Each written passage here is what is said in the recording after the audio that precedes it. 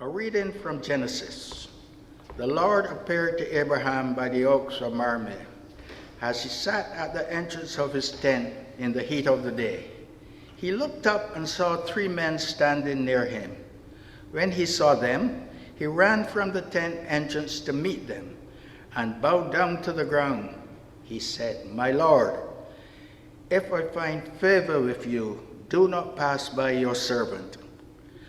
Let a little water be brought and wash your feet, and rest yourself under the tree. Let me bring a little bread that you may refresh yourselves. And after that you may pass on, since you have come to your servants." So they said, "Do as he said." Abraham hastened to the tent to Sarah and said, "Make ready quickly 3 measures of choice flour, knead it, and make cakes." Abraham ran to the herd and took a calf, tender and good, and gave it to the servant, who hastened to prepare it.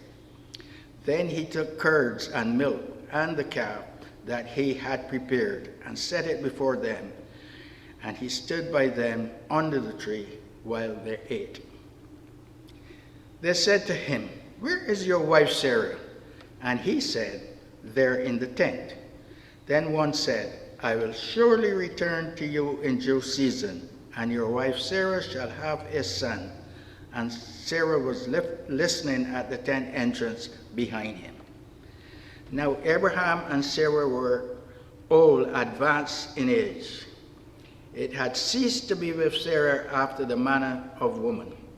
So Sarah laughed to herself, "After I have grown old, and my husband is old, shall I have pleasure?"